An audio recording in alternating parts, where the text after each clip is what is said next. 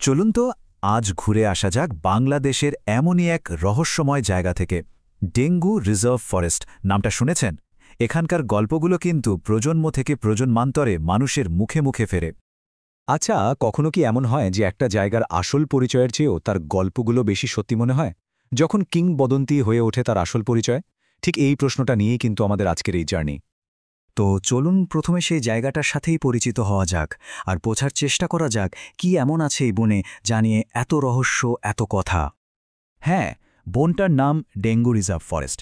মানচিত্রে তো এর একটা জায়গা আছেই, কিন্তু মানুষের মনে এর ছবিটা কিন্তু একদম অন্যরকম।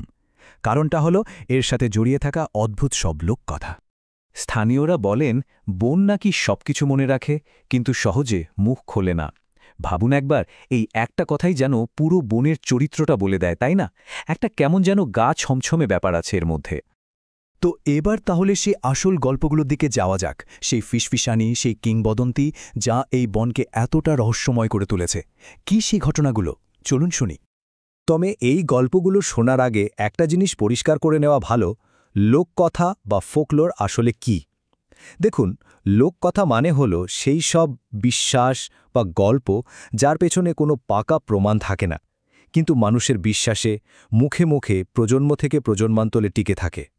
স্থানীয়দের কাছে শুনলে তো অবাক হতে হয়। তারা বলেন এই বনে নাকি অদ্ভুত সব কাণ্ড ঘটে। ধরুন, গাছের ভেতর থেকে কে যেন ফিসফিস করে কথা বলছে। আবার হাঁটতে হাঁটতে দেখলেন যে পথটা সামনে ছিল সেটা আর নেই, একেবারে উধাও। চারিদিকে একটা অস্বাভাবিক ভুতুড়ে নীরবতা। আর সবচেয়ে বড় কথা, সারাক্ষণ মনে হয় কেউ যেন আপনাকে দেখছে আড়াল থেকে। বেশ, গল্প তো অনেক হলো, কিন্তু এর পেছনে কি কোনো যুক্তি আছে, কোনো সত্যি? চলুন এবার একটু বাস্তবতার আয়নায় ফেলে দেখি এই কিংবদন্তিগুলোকে। দেখুন, প্রত্যেকটা ঘটনারই কিন্তু একটা সম্ভাব্য বৈজ্ঞানিক ব্যাখ্যা দাঁড় করানো যায়। যেমন ওই যে ভৌতিক ফিসফিসানি, ওটা হয়তো কোনো বিশেষ গড়নের পাথরের ভেতর দিয়ে হাওয়া বয়ে যাওয়ার শব্দ, কিংবা পথ উধাও হয়ে যাওয়া।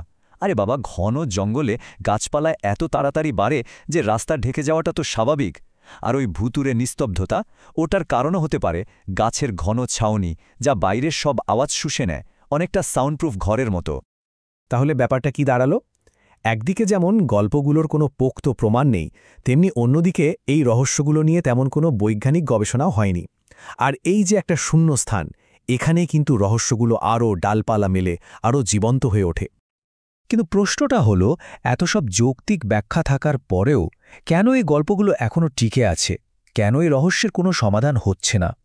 পরিস্থিতিটা আসলে ঠিক এই রকমই। যদি প্রাতিষ্ঠানিকভাবে কোনো ব্যাখ্যার কথা বলা হয়, তাহলে উত্তরটা একটা বিরাট শূন্য। আজ পর্যন্ত অফিসিয়ালি এর কোনো ব্যাখ্যা দেওয়া হয়নি।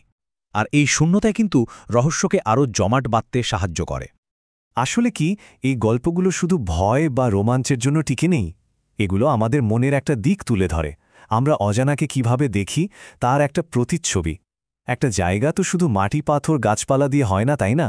এর সাথে জড়িয়ে থাকা গল্পগুলোও কিন্তু ওই জায়গার পরিচয়ের একটা বড় অংশ। তাহলে শেষ পর্যন্ত প্রশ্নটা এটাই থেকে যায়, একটা জায়গার আসল সত্যিটা কোথায় লুকিয়ে থাকে? তার ফ্যাক্টসে, তার ডেটায়, নাকি তার গল্পে, যে গল্পগুলো মানুষ যুগ যুগ ধরে বলে আসছে?